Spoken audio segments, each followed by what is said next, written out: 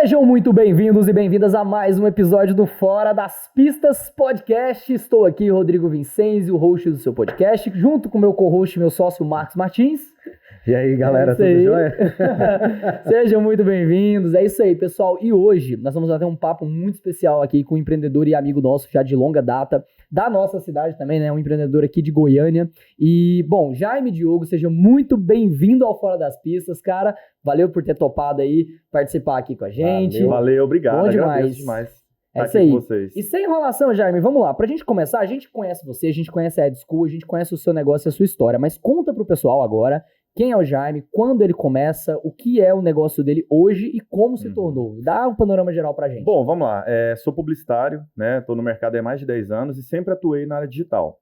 Só que nos últimos anos, né, vamos falar aí, nos últimos 4, né, depois de ter passado por algumas empresas, passei por algumas indústrias também, resolvi montar meu próprio negócio. Então a Ed School nasce no momento onde eu precisava diferenciar o que era Jaime sozinho enquanto publicitário, professor, palestrante, e o que era prestação de serviço, com time, agência. E aí nasce a Ed School para suprir essa necessidade de prestação de serviço. Então a Ed School hoje é uma empresa de performance, 100% focada em performance, tráfego, compra de mídia e por aí vai. E fora isso, aí tem o outro lado que é o Jaime Educação, né? Professor, palestrante, dou aula em MBA, dou aula em pós-graduação. Por que não vinculado à Ed School? Hoje a Ed School é 100% performance e prestação de serviço. Num futuro, né, pensando aí até a sonoridade do nome, brand... Eu ia comentar, porque sim, eu achei que era uma espécie de forma de falar, né, que é uma escola de ads. Uhum. Aham. Mas é porque foi proposital isso, porque a ideia é a gente montar aí, sei lá, durante uns 4, 5 anos, bastante bagagem com os clientes, montar vários e diversos cases, e depois, de certa forma, abrir algumas pequenas turmas ali para poder montar uma escola de ads, de anúncio mesmo. Ainda é um projeto futuro, não sei quando, se é 1 ano, 6 meses, 2 anos, mas a ideia é consolidar primeiro no mercado na parte de prestação de serviço e no futuro, né, o próprio nome já entrega aí a sonoridade do Ed School, que acho que é a proposta, né? Você vem do mercado corporativo atendendo empresas como marqueteiro, vamos falar assim. Ou você era dentro do departamento? Eu sempre fui cliente. Então eu nunca entendi. fui dentro de agência, por exemplo. Então, vamos lá, dá um exemplo. Eu trabalhei no ramo de automóveis, já trabalhei no ramo de comunicação, né, nas afiliadas da Globo aqui, inclusive, na época, trabalhava por produtos online, lá do Jornal Popular, na época. Era um departamento super disruptivo na época, né, chamava Novos Produtos. E aí era, o nome do departamento. o nome do departamento. Era assim, muito fora da casinha, na época. Pensar em coisas que, sei lá, ninguém estava fazendo. Na época que surgiu a ideia do Web App, nem era preciso ter um aplicativo na Apple Store, na Play Store. Foi um momento legal para conhecer um pouco sobre o mercado de comunicação no geral, né? Aí depois passei em outras empresas, por exemplo, o IPOG. A minha história como professor começou no IPOG, quando eu saí lá na época da TV Anguera e fui para o IPOG como colaborador, né? Entrei lá como analista de marketing mesmo. Então, aí ali, isso foi em 2013, né? Tem 11 anos. Eu lembro que eu subia anúncio lá, acho que eu até falei isso na última vez que a gente se encontrou, no Power Editor. Power Editor, bons tempos. Só pra galera mais recente aí do mercado, o Power Editor, pessoal, ele era uma espécie de... Imagina você ter o gerenciador de anúncios offline, porque o online mesmo, ele travava. Ele não funcionava. Você ia tentar subir uma campanha, se ela tinha 2 conjuntos, esquece. Era impossível. Então você usava o Power Editor, que era uma ferramenta offline, onde você fazia toda a configuração, puxava o arquivo e jogava no gerenciador de anúncios. Era muito, muito louco. Isso você demorava a tarde inteira pra fazer uma campanha simples. Eu tinha uma planilha que eu ficava calculando o valor do dólar, porque na época era só dólar. Não pagava em real. É mesmo? E aí eu calculava, olha, foi tantos dólares, isso aqui vai vir em real e na fatura do próximo mês. Cara, eu lembro até hoje. Pra passar pro financeiro. Pra passar pro financeiro. Era uma loucura. Eu lembro, eu atendi algumas empresas e era cotado em dólar, depois o Facebook atualizou pro real, porém eles não queriam trocar as contas, aí tinha que criar uma nova. E não era igual hoje, você copiava o público, não, você começa de novo. Era tudo vinculado à conta, né? Hoje em dia você tem um gerenciador de eventos que ele é separado, né? Você tem aquele ecossistema lá do gerenciador de negócios, aí tem a conta de anúncios, tem todos os ativos, e você consegue criar um negócio separado e trazer o que tá aqui pro outro lado. Hoje, assim, para quem começou, sei lá, nos últimos 2, 3 anos, é uma maravilha hoje, aquela estrutura, já cria uma na hora. Hoje tá fácil. Contingência do seu... Não, tá fácil, hoje tá bom. Eu acho que na verdade até é mais difícil, porque hoje tá outras pessoas, a barreira de entrada tá menor. Boa reflexão. E aí, antes era mais difícil, eu lembro, era bem difícil, o cliente mesmo, ele morria de medo. Hoje o cliente não tem medo de gerenciador de anúncio, não. Ele não Mas tem. assim, a dificuldade é muito grande ainda por parte do... É fácil demais até certo usuário, né? Um exemplo, eu estava dando aula esse final de semana, retrasado, especificamente de plataforma Ads, da Meta, lá no IPOG. E, cara, a dificuldade, antes de aprender anúncio, antes de aprender plataforma, é aprender um pouco, por incrível que pareça, aprender informática básica. Caramba. Sério, qual que é a idade da galera? Cara, eu tenho alunos de 15 anos a alunos de 60 anos. Mas é os dois que não sabem realmente, é tipo geração Z e os baby boomers ali. Exatamente, é porque é o seguinte, cara, eles acham que saber mexer no celular vai dominar bem. Cara, primeiro dia de aula eu chego e falo, você trazer o seu celular, você não vai conseguir assistir aula. Tem que trazer o seu computador, notebook. A interface, vocês sabem, é diferente. Ela é feita para usar no desktop. É feita para usar no desktop, muito maior, a interface mais robusta. Mas aí a gente vem um pouquinho antes, que aí é o problema de informática básica. Sério, não dá. É engraçado. Uma vez eu tava conversando com a minha sobrinha, ela vai fazer 12 anos. E... acho que ela já tem 12. E aí eu perguntando pra ela algumas coisas de computador. Ela não sabe usar um computador. Aí, tipo, ela sabe ali usar um Chrome mais ou menos, a coisa bem simples ali, mas, tipo, ela já é a geração alfa, né? Então, não usa o computador. E aí, agora, pra gente colocar, por exemplo, qualquer uma dessas ferramentas, principalmente a gente trabalha com digital, com marketing, não sabe utilizar tão bem assim. Então, muita gente não sabe usar computador. Não sabe, ficou viciado demais em usar o celular. Ah, professor, mas então pra que existe o aplicativo e não sei o quê? Aí a gente vai ter que explicar que a plataforma é diferente para resolver um problema, sei lá, subo toda a estratégia, campanha, tudo aquilo que a gente faz só no computador, público personalizado, tudo aquilo que é mais avançado. E o celular é para, sei lá, tô aqui no podcast, tô com um problema, me ligam na hora e vou resolver aqui no aplicativo. Você consegue parar uma campanha, você consegue mexer um orçamento. O orçamento dá para editar também. Dá, agora para criação a gente sabe que não é. Mas eu acho adequado, que é questão de tempo, as plataformas vão colocar ali mais.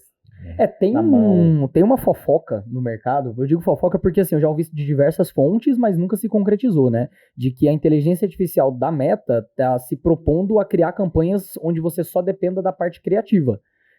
Por exemplo, hoje você já tem algumas funcionalidades lá, como aquele público Advantage Plus, né? Que assim, eu ainda não acertei nada com aquilo ali, não vi funcionar. Mas o propósito daquilo ali você só precisa me dizer o que você quer e qual é a sua peça publicitária, e nós da Meta vamos entregar tudo pronto para você.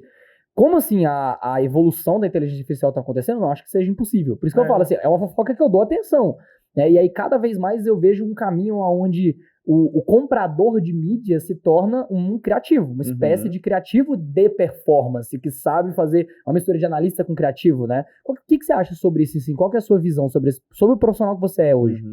Então, voltando um pouquinho lá onde eu estava falando do IPOG, né? A minha história começou ali, dentro da parte de como professor, na área de educação. Por quê? Na época não existia em Goiânia pouquíssimos ou raríssimos cursos. Eu lembro que na época eu mesmo montei um curso chamado Facebook Marketing. Para quem vai lá no meu perfil do LinkedIn, tem um banner lá que eu mesmo fiz. Na época, sabia mexer no Photoshop, uma coisinha ou outra. Montei um banner, Facebook Marketing. Esse é o conteúdo. Cheguei no IPOG e falei assim, vamos montar esse curso? Vamos lançar esse curso? Foi um sucesso. Sei lá, eu com 23 anos de idade, primeira vez dando aula, entro numa sala de aula com mais de 50 alunos, um curso chamado Facebook Marketing. Foi o máximo, né? E aí minha história começou aí, há 11 anos eu dou aula. Então, assim, vou olhar aí, começar com 23 anos a dar aula, né? Eu achei, foi bom, gosto sempre de lembrar isso. Muito bom. E aí fui mudando um pouco a maneira de ver o mercado, né? Passei por algumas empresas. Antes disso, antes de eu sair do IPOG, eu só saí do IPOG para poder estudar fora. Foi quando eu me mudei para Dublin. Passei um ano lá em Dublin, estudei inglês, trabalhei em algumas empresas na área lá, né? Fiquei uns 4 ou 5 meses só estudando, aí já estava muito seguro para poder pegar uma vaga, né, já na área. Mas o que eu percebo é que o seguinte, a virada de chave de tudo o que eu fiz, né, foi construir uma carreira em cima de estudar, educação, para depois eu tentar empreender, montar meu próprio negócio e experiências de outras empresas que eu passei, né? Eu acho que cada uma foi válida para uma ocasião. Eu lembro que na época que eu entrei no Grupo Saga, né, foi meu primeiro emprego na área de comunicação, em 2008. Então, foi ali onde eu conheci o mundo do endomarketing, lidar com agência, lidar, né, como cliente cobrar de agência. Eu lembro que eram contratos assim, sei lá, não sei, mas muito dinheiro para TV na época. Era o comercialzão que rodava no final de semana, que fazia a loja encher. Era blitz com rádio. Então, eu tive um contato Cara, com o marketing essa é uma geral, época, né? é muito louco isso, porque quando eu comecei a empreender, principalmente a galera que hoje quer começar como agência, gestor de tráfego, a referência deles é muito barata. Né? A gente vê o mercado ostentando contratos de R$3.000. Assim, um mercado que diz que o high ticket da prestação de serviço é um contrato de R$3.000. E eu lembro que quando eu comecei em 2015, eu comecei de fato a prestar serviço em 2015, meu primeiro cliente foi um cliente de 1.800. Por quê? Porque alguns dias antes de eu ter a minha primeira reunião, um amigo meu que trabalhava numa agência que atendia uma grande varejista daqui, me contou que essa empresa pagava R$30.000 de FII. E FII é tipo a mensalidade pela mão de obra, não tá nem inclusa a mídia ainda, né? Ainda tinha um percentual de mídia, percentual de produção, que é o BV e todas aquelas paradas, né? Quando eu ouvi isso, eu falei, cara, então o pequeno empresário não tem condição nenhuma de contratar esse cara. Então se eu cobrar dele uns R$2.000, eu vou ser muito barato pra ele. Então, o 2.000 para mim era muito barato. E pro mercado era de fato barato, né? E hoje a galera olha em volta na internet, na bolha da internet, né? Que parece que é uma grande realidade. Os contratos falam assim, fecha grandes contratos de R$3.000. Hã? Tipo, isso não é um grande contrato ainda, né? E eu acho que migrou muito, né? A gente sabe o quanto migrou o cliente investir hoje no ambiente digital. Então, eu lembro que tinham contratos fixos com prestadores de serviço, tipo, de TV, né? Olha, você tem que investir tanto por ano para continuar com esse valor investido. Aí tira-se todo o valor de investimento de uma TV e leva-se para o digital. Aí a gente vê um cenário ali que eu vi que era muito promissor a partir do momento que eu comecei a trabalhar de fato com o digital, quando eu entrei no IPOG em 2013. Deixa eu dar um dado aqui sobre... Eu tô lendo um livro agora do Kotler, o último, do Marketing 6.0, e aí eu lembrei. Falando de digital, físico, isso que vocês dois estão trazendo aqui. E acontece que agora a gente está nessa curva entre o digital com o físico e até tipo, a galera que vem das novas gerações já é muito imersivo. Ele fala que o livro agora de Marketing 6.0 dele é o marketing imersivo, onde a gente vai sair desse mundo até onde é digital e até onde é físico. Então, se você pensa em um robô que limpa, aspira a sua casa, blá, blá, aquilo é físico com digital e tem inteligência artificial, blá, blá. Então tudo a gente está indo muito por esse caminho. E aí, a média do mundo, isso é a média global, 59% hoje já está no digital de investimento. Então é por isso que a gente vê também esse tanto de gente falando de contratos e tudo mais no digital. Então a mídia digital é muito forte, mas ainda tem esses quase 40% aí, né? Mais de 40% que ainda é físico, que somente as pessoas mais tradicionais, as agências tradicionais, que sabem manejar esse tipo de... Esse conhecimento que você teve aí lá atrás na Saga, esses grandes grupos. E dependendo do mercado, ainda se movimenta muito investimento em outros tipos de mídia tradicional. Sim. A gente sabe que aqui em Goiânia, por exemplo, né? A gente anda na rua, um LED, um outdoor pra todo lado. Mercado imobiliário que, assim, é uma grande bolha, aquecido demais aqui. Os lançamentos, parece que tem a receita pronta, né? Enche a cidade de outdoor, uma semana antes, depois vai pro LED, faz o meeting e o lançamento oficial é 2 semanas depois. Aí coloca um adesivo 95% vendido, e aí vai os remanescentes, vai distribuir para as imobiliárias. Playbook. É isso, cara. Playbook. Mas e quando você pega para o digital, né, a parte imobiliária, um segmento também que eu já trabalhei bastante, pode até aprofundar nisso, quando você tem a comunicação na rua, e você leva a comunicação pro digital, você gera assimilação, cara. Repetição, isso é princípio básico de publicidade, né? Você tem que ter a repetição. Quando eu falo compre batom, você pensa em batom de passar no lábio? Não pensa, você pensa no chocolatezinho. Dependendo da sua idade, você vai mesmo pensar em batom. Né? Dependendo da idade que ele tá assistindo, se for mais novo, não vai lembrar, mas tinha essa propaganda antigamente. Repetição, gatilho básico de publicidade. Você tem formação em publicidade? Eu também tenho. Então, assim, a gente aprende essas coisas lá atrás, que é uma das coisas em que a gente bate na tecla hoje, que a faculdade é muito importante e as pessoas negligenciam bastante, que são esses princípios que eles estão voltando. Porque a gente viveu um vale, Jaime, não sei se você vai considerar a mesma coisa, mas a gente viveu um vale de 2018 até mais ou menos 2023. Um vale onde tudo parecia muito inovador do ponto de vista técnico. A gente estava falando disso no começo. Mexer na ferramenta era surpreendente. E a gente está cada dia mais caminhando para um momento onde a ferramenta não vai ser mais o diferencial, e sim o estratégico e o criativo. A maneira de pensar ali dentro. Exatamente. Então agora a gente viveu esse vale onde só o técnico era o suficiente, agora a gente vai para um caminho diferente. E aí, enfim, voltando, né, até porque eu te cortei, né, de como que você enxerga isso, esse profissional, o que você busca hoje, tá, assim, para ser um profissional melhor, para a EdSchool ser uma agência, né, a gente pode chamar assim? Podemos, assim, o formato mais correto pra galera entender é a agência de performance e tráfego, né, a gente pode falar dessa forma. Perfeito, e o que você faz hoje, quais são os investimentos que você faz, porque tem muita gente na nossa audiência que são donos de agência também ou querem ser, né, quais são os investimentos de tempo, principalmente, onde está a atenção do Jaime para ser um profissional cada vez melhor, mais caro, consequentemente, e crescer o seu negócio? Olha, acho que o primeiro ponto, para mim, foi desenvolver ao longo do tempo essa parte de ensinar. Porque a gente sabe, vocês são professores, a gente sabe que se você vê alguém fazendo algo que você olha para aquela pessoa e fala assim, cara, essa pessoa é muito boa no que ela faz, tenho certeza de que ela ensinou alguém. Então, o que me dá essa competência técnica hoje é ensinar. Então, eu estou em sala de aula pelo menos 2 finais de semana por mês. Caramba. Dando aula Isso faz sentido, cara. Toda vez que eu ensino, eu aprendo muito. Olha, só para você ter uma ideia, eu sempre ensinei, isso aconteceu umas 3 semanas. Plataforma Ads, direcionamento detalhado, palavra-chave. A gente sabe que a ferramenta por si só sempre foi uma ferramenta no masculino. Quero médica, escrevo médico e marco feminino. Quero advogada, marco advogado, feminino. Recentemente a Meta mudou a nomenclatura dos gêneros para masculino e feminino dentro da plataforma. Eu não sabia. Descobri isso ensinando dentro de sala de aula. Outra coisa também é um botãozinho da inteligência artificial sugerir as copies dos anúncios para você. Eu nunca tinha visto. Vi isso em sala de aula, abrindo a ferramenta, a plataforma. É uma novidade. Então, são coisas que, se eu não estivesse dando aula, eu não aprenderia e... Opa, galera, isso aqui é novo, ó. Isso aqui é novo até para mim. Aí sim, estar em sala de aula me incentiva a estudar mais, para ficar atualizado, para poder ensinar e aplicar também para o meu time.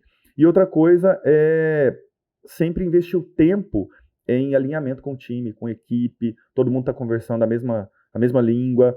Eu não sou responsável pelo cliente que o Marcos vai atender, por exemplo, mas eu sei de todo o processo, o que está rodando, eu estou em todos os grupos, estou no pipeline ali de trabalho, porque se algum dia ele não puder participar, eu sei do que está rodando. Então, esse alinhamento não é centralizar, mas é dividir até a atenção das tarefas.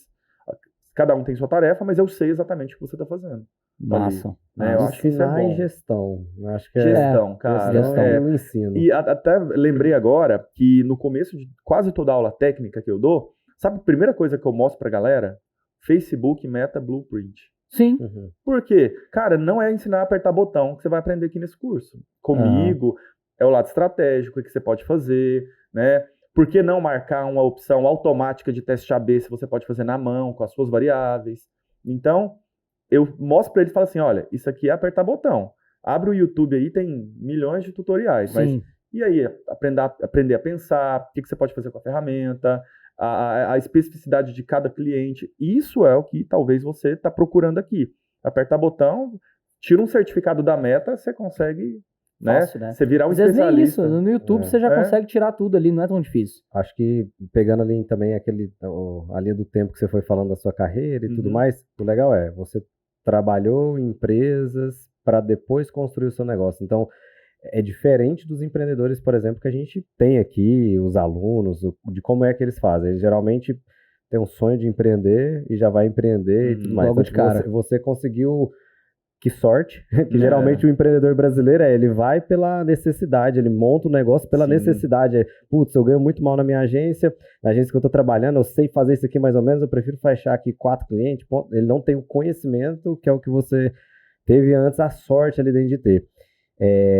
Beleza, passou por tudo isso aí e foi para a parte de educação. A educação te ajuda a gerar, a trazer negócios? Então, assim, numa sala de aula, me gera dúvida. Marcos, cerca de, sei lá, mais da metade, não sei exatamente a porcentagem, mas mais da metade de negócios, clientes, parceiros, eu pego dentro de sala de aula.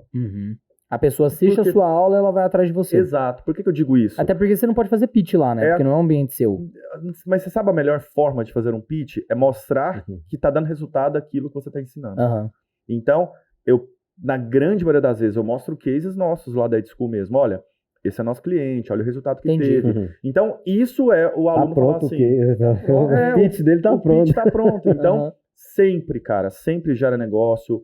Ou é uma mentoria, ou é um cliente que vem para resolver um problema e a gente acaba ficando lá dentro.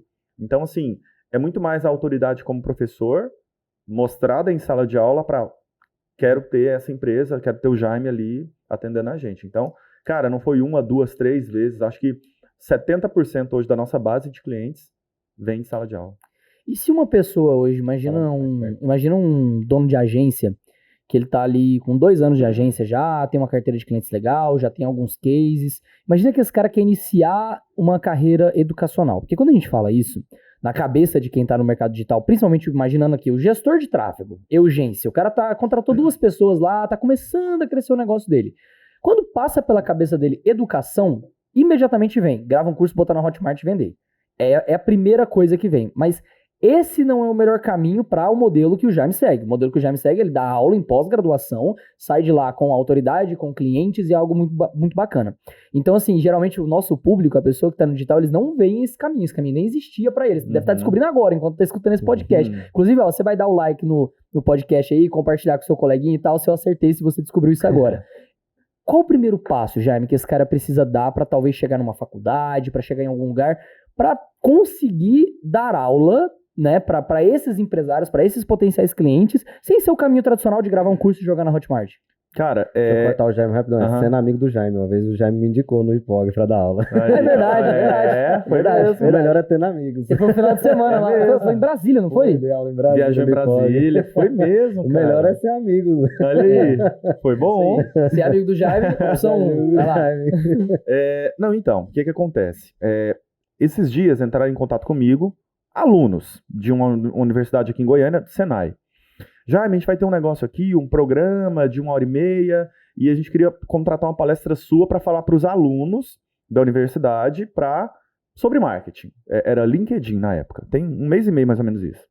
Aí beleza, não sei o quê. Olha, mas a gente está sem orçamento, não sei o quê. A gente queria ver se a gente consegue. Eu falei assim, não, eu vou tranquilamente, não cobro nada e vou dar essa palestra para vocês alunos.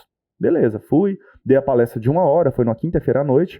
No final, os alunos chegaram em mim e falaram assim, Jaime, mas, cara, olha quem é você, a gente tá vendo seu LinkedIn, as aulas que você dá, por que você não cobrou para vir aqui?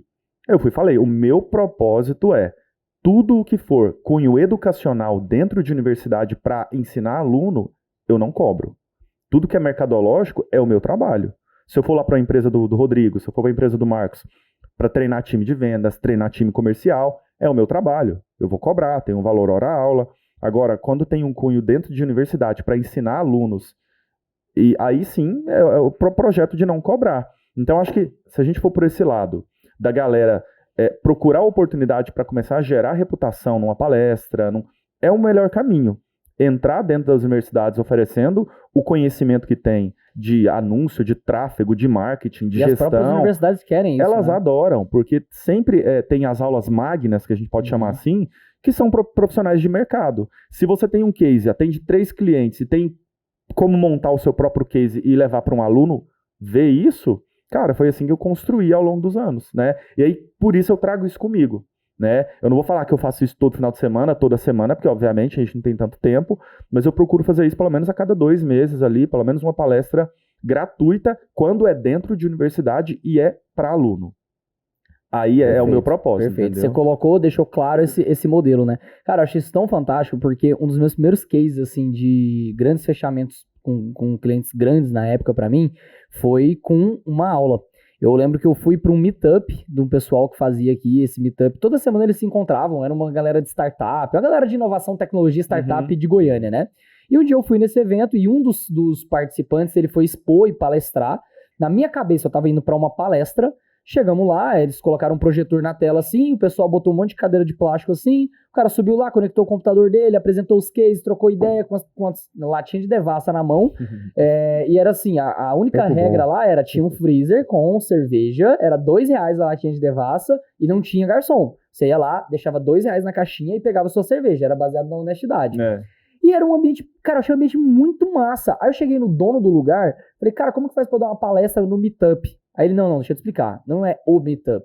Não é tipo um lugar chamado meetup. Não, aqui a gente faz meetups. A gente se encontra, a gente só tá falando em inglês o nome do negócio.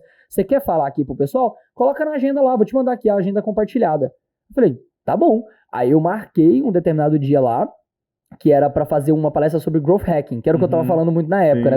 Ali em 2017. Eu falei, vou dar uma palestra de growth hacking contando os meus cases, tudo bem. Marquei e divulguei num grupo de Facebook.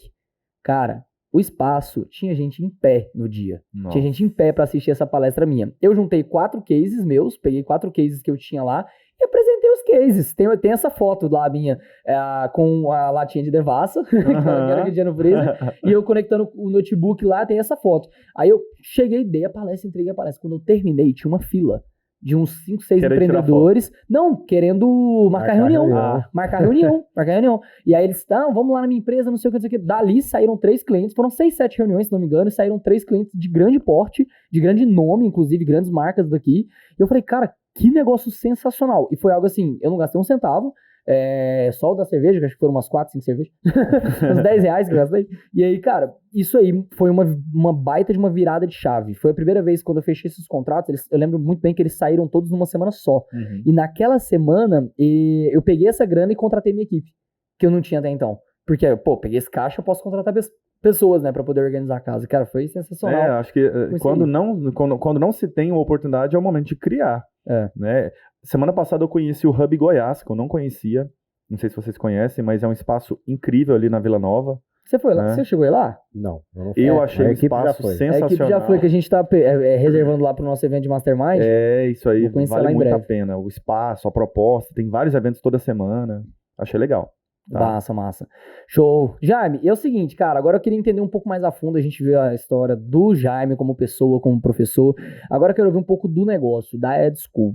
Como que tá a sua estrutura hoje, tá? Como que são os departamentos, como que você organiza o seu negócio e qual que é o teu principal papel hoje como gestor, assim? O que você faz hoje, até pra galera que tá hoje começando a contratar, poder enxergar como funciona de fato a sua agência? Bom, né, a gente nasceu em 2019, novembro de 2019, e antes da pandemia, né, explodiu ali em março, e eu lembro, em 2019, novembro, foi o lançamento do escritório físico, aqui na T7, inclusive, lá na frente ali, né? Eu lembro do videozinho, E beleza, a gente começou a trabalhar lá, na época, né, em loco, porque o escritório é super legal, aí teve uma estrutura de arquitetura, ficou bonitão, preparado para fazer um podcast e tudo mais.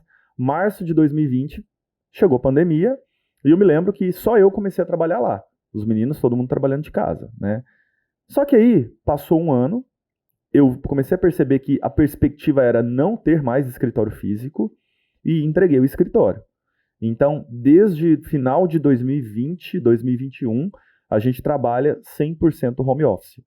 Então, a nossa estrutura, ela ainda considero média, né? Nós somos hoje 5 pessoas que atuam de maneira geral, eu e mais 4, e todo mundo 100% home office. Todo mundo dentro de casa ou de qualquer lugar do mundo, né? Então, hoje, né, a minha parte é mais na gestão do time e alguns clientes operacionais, porque eu nunca vou querer sair do operacional. Mas eu diminuo demais. Eu acho que Você escolhe.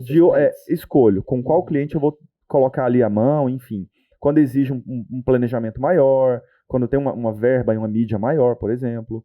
Mas eu nunca quero sair primeiro, porque eu não quero perder essa parte técnica que eu sempre fui muito forte, e eu uso essa parte técnica para a sala de aula. Entendi. Então é um ciclo, né? Diria que de 1 a 10, 2 anos atrás o Jaime estava full 10 na operação. Hoje eu tô 3, por exemplo. Entendi. Tá? Escolhendo ali os clientes que você mesmo vai tocar. Delego mais, tem o time hoje que me dá muita segurança para rodar as coisas, fazer reunião, tocar relatório sozinho. Onde que você encontrou essa galera assim? Qual foi o processo seletivo? Todos foram meus alunos. Ah, massa, Sabia, massa, eu é massa. imaginei. Cara, a primeira pessoa, é muito engraçado isso, porque no começo, a gente como empreendedor, a gente se limita pra caramba a vida inteira, né? Hoje, provavelmente, se a gente ficar 2 horas conversando aqui, a gente vai falar algumas coisas limitando a nós mesmos. Quando a gente começou a colocar muita energia, né? Parou de colocar tanta energia nos nossos cursos gravados, que não tinham tanto ajuda ali, né? E mais energia na nossa mentoria, que era um programa de acompanhamento, onde eu consigo, de fato, gerar muito mais valor pro aluno. Eu que vendia. Então a pessoa vinha, ela se cadastrava, o meu SDR fazia uma triagem e ele marcava uma reunião pra mim. E eu falava, cara, ninguém nunca vai vender esse produto igual eu vendo. Ninguém nunca vai vender isso daqui igual eu vendo. E o nosso primeiro vendedor que deu muito certo, ele era um aluno. Ele era um aluno, ele viveu a experiência de aluno ali como agência e tudo mais, e ele veio pra ser esse closer. E simplesmente o cara começou a vender mais do que eu vendia.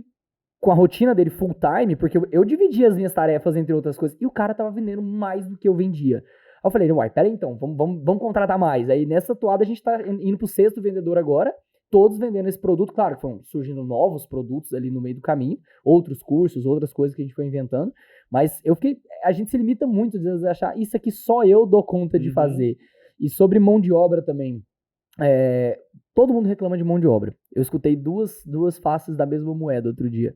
O cara virou pra mim e falou assim, eu moro em Sinop, Mato Grosso. É Mato Grosso ou Mato Grosso do Sul? Acho que é Mato Grosso.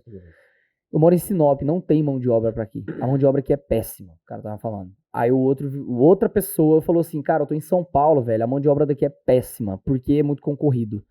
Cara, todo lugar a mão de obra é difícil, velho. Todo mundo vai reclamar. É o maior desafio do empreendedor, né? São pessoas, né, mano? Esse é o maior desafio. Mas eu acho muito bom, cara, porque encontrar essas pessoas dentro do ambiente de sala de aula é igual encontrar cliente. As pessoas estão ali no interesse em comum. Quando ela não quer o contato com você para você atuar como prestação de serviço, ela quer colar em você porque te admira e quer de alguma forma trabalhar com você. Não é o que eu mais ouço, mas o que eu ouço muito é, não tem uma vaga de estágio lá não para trabalhar com você? Uhum. Como é que faz para fazer um estágio lá? E as duas pessoas dos 2 hoje que foram os últimos que entraram, são meus alunos, que é o Vitor, tem o Euler, eles pediram ao entrar na EdSchool, não tem um espaço, eu quero de alguma forma, deixa eu trabalhar com você, eu quero aprender junto também, e aí, né, eu tenho comigo que ninguém vai entrar no meu time ou comigo para não ganhar. E eu ouvi isso, né, de algumas outras pessoas. Não, a gente entra, não precisa ganhar nada não, quero só aprender. Não, você tem que ganhar sim, você tem que entrar no time, porque uma vez que você entra e faz parte do time, né, a pessoa já vem com uma expectativa de aprender também. E eu não acho justo ela não entrar no time, né? Sem falar que não dura, cara. A gente já teve experiência assim. Não dura. A pessoa, eu vou ficar lá só pela experiência. Os boletos vão chegar. Você decidiu isso na emoção. Exato. E os boletos vão chegar. Exato. Eu tenho uma tese, eu falo recentemente, que é o futuro das organizações, tipo, o futuro das empresas, das companhias que a gente já tem, seja ela tradicional, digital, enfim. A melhor forma de você trazer um colaborador é através da educação. Está aqui seu exemplo. A melhor forma de você trazer cliente também é através ali ensinando o seu cliente. A gente viu isso muito com o inbound. E assim, não tem como. As empresas no futuro, elas vão ter um departamento chamado educação. Departamento educacional, né? Departamento educacional ali dentro. Então, tipo, tem ali administrativo, eu tenho marketing, eu tenho comercial e eu tenho education. Eu concordo também, cara. Cara, ou que você leva para o seu negócio através da educação, você leva negócio, e através do seu negócio também você consegue crescer ali dentro para a parte de educação. Porque assim, antes, as pessoas ficavam 30 anos nas empresas. E a média que a gente vê hoje dessa nova geração é tipo, putz, o cara ficou 3 anos. Meu Deus, maravilhoso. O cara foi o recorde aqui da nossa empresa, legal.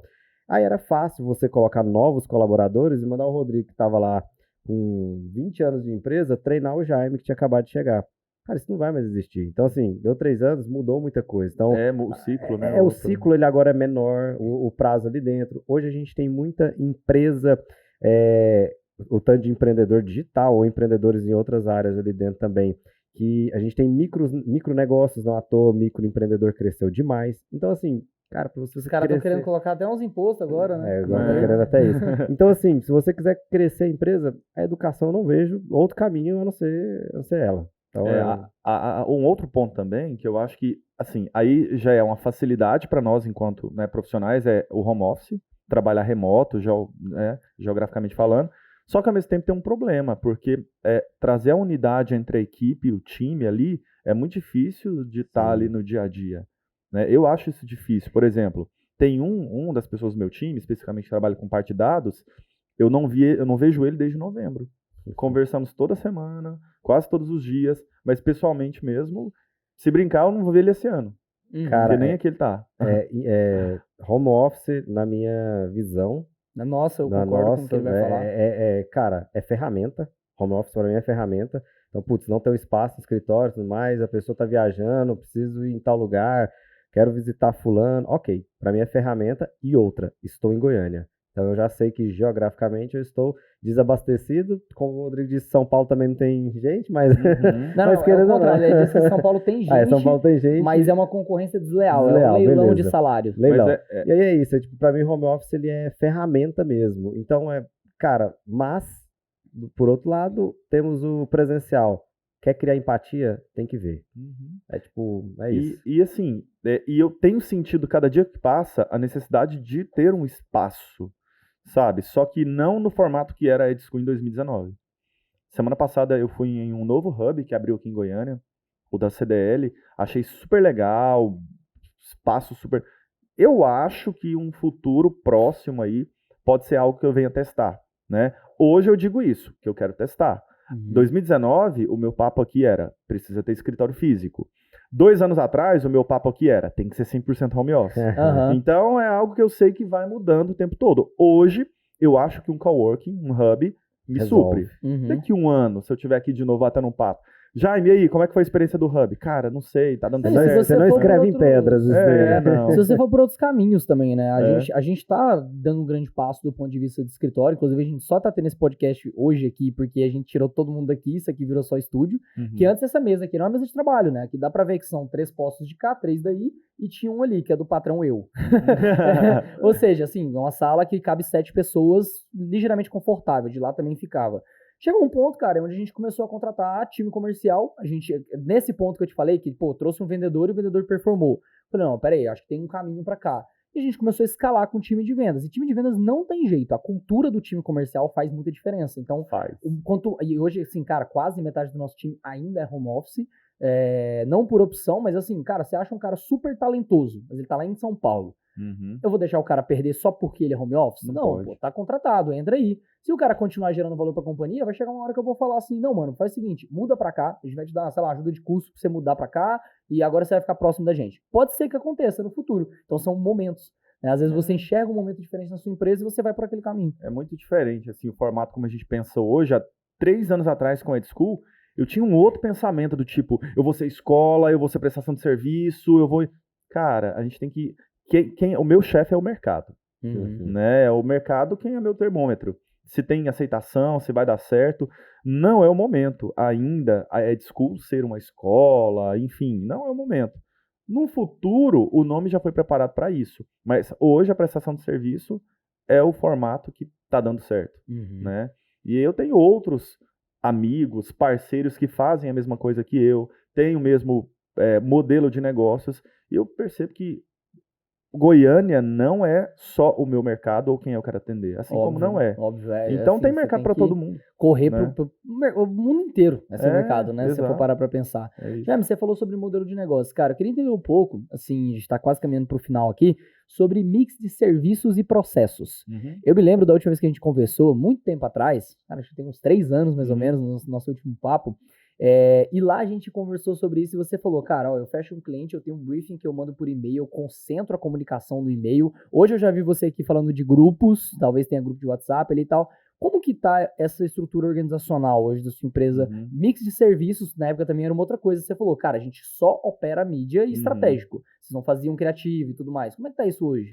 Bom, a EdSchool ainda continua sendo uma empresa de performance. Você me contrata para fazer o dinheiro que você tem investido trabalhar para você. Certo. Em inúmeros canais. Lá atrás, há 3 anos atrás, fazíamos basicamente plataforma Ads, Google. Hoje não, de mídia programática, a compra de mídia em outras plataformas que antes a gente não pensava. A gente está agora com um cliente para anunciar na Netflix, por exemplo, naquele novo formato de anúncio nos intervalos das séries ali. Episódios de série. Né? Exatamente. Isso daí, Spotify também. Então, a gente começou a ver outros mecanismos, né? Ter mais contato com outras plataformas. Algo que me abriu muito a mente foi os Web Summits que eu participei. Vi vários tipos de prestação de serviço que basicamente era o mesmo modelo de negócio que a gente. Mas hoje não atuamos apenas com a parte de prestação de serviço de tráfego. Mas eu prefiro entrar na empresa para fazer um diagnóstico do tipo, você tem uma empresa, tem um time comercial, como é que é o processo interno de vendas e de captação? Tem um CRM, tem um modelo de pitch de vendas no WhatsApp, como funciona isso? Qual modelo comercial? Modelo comercial. Self-service. Exato, porque eu estando lá dentro, eu identifico como a gente pode entrar. Então, hoje, além da operação de mídia, é uma implantação de CRM, utilizando a base de dados que o cliente tem para tomar algumas decisões, fazer algum tipo de estratégia. Um cliente hoje do mercado imobiliário, por exemplo, que é muito comum acontecer, isso já aconteceu. Vou te mostrar o pipeline certinho de como rodou. Vamos ter um meeting. Vem falar sobre digital para os nossos corretores? Vou lá, 1 hora, marketing, rede social. Pô, Jaime, super legal, você tem empresa? Não, vem bater um papo aqui com a gente, para você conhecer como é que funciona o nosso comercial. Beleza, esse é o CRM, assim, a agência é aqui, o que pode melhorar? Opa, legal, você consegue dar uma consultoria para a gente para melhorar a gestão de leads? Consigo. Fico lá 2, 3, 4 meses como consultor. Poxa, é isso que a gente está fazendo errado? Você tem uma empresa, não tem? Consegue atender a gente? Entendi. Isso aconteceu umas 6, 7 vezes. Fantástico. Entendeu? Cara, inclusive, isso que você está falando é uma tese que a gente tem levantado muito, tá? Dentro da nossa parte, do nosso braço, onde a gente forma donos de agência, né? Então, a gente tem hoje o Ciclo, que é o nosso principal programa de aceleração, onde a gente pega tanta pessoa que já tem uma operação, já é um autônomo, quanto o cara que quer começar do zero. Porque, às vezes, tem várias pessoas que é assim, o cara é empresário, tem 3, 4 empresas, ele tá super frustrado com as agências que já passaram na mão dele e fala, velho, se eu pegar e fazer, eu posso montar uma agência e ganhar dinheiro. E aí ele cria uma agência. Isso é super comum, é um tipo de aluno que a gente recebe muito.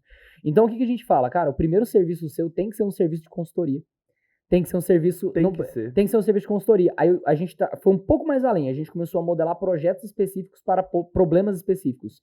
Então, com o simples diagnóstico, você descobre se a empresa tem problema de conversão, se ela tem problema de lead, se ela tem... Onde está o problema?